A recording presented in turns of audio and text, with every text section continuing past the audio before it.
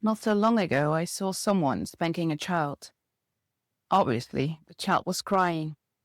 It must have felt like a violation. But also, the person who did it told me they felt guilty. So, if when you spank your child, you feel guilty, why do you do it? I believe that most parents who spank their children don't want to. They feel guilty and ashamed, but also don't see how else to ensure the behavior of the child. There are excuses like upbringing and culture and the child being out of control. But again, if this makes you feel guilty, why would you do it? Why would you do something that makes you feel horrible?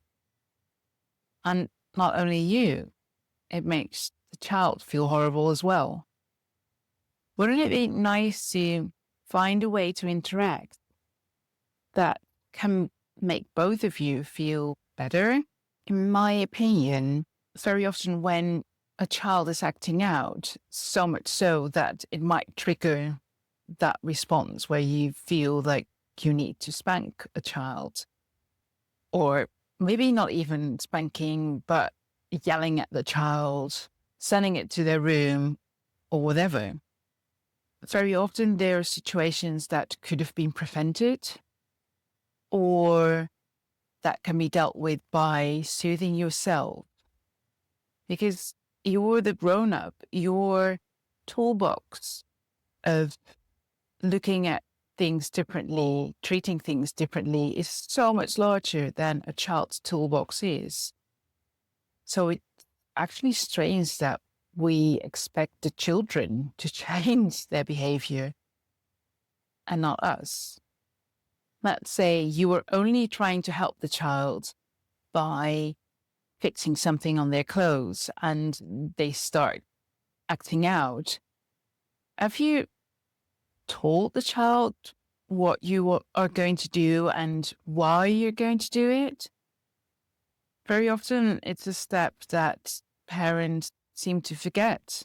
But when you go to a doctor, he's going to tell you what he's going to do and why he's going to do it. So why not treat your children the same? Just because they're tiny doesn't mean that they don't want to control their own body in their own universe. They want to know what's going on. And generally speaking, they've got every right to demand so.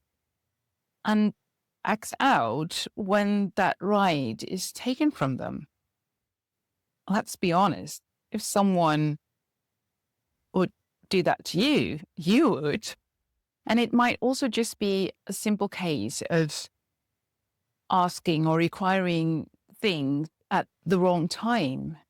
And that means that you need to have studied your child. You need to have observed your child. You need to really know what triggers your child and when, and have made assumptions or maybe tried things out that work for your child. So your child might come home from school and be really, really tired and just have to download from having had to behave in school all day. So give them that time before you ask something else from them. Or your child might just need to run around and be outside and ground themselves before they are able to do something else.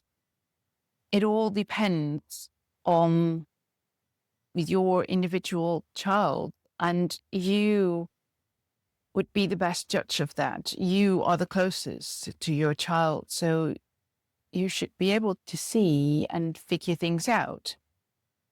But by all means, leave a comment and tell me what your situation is, and I'd be happy to help.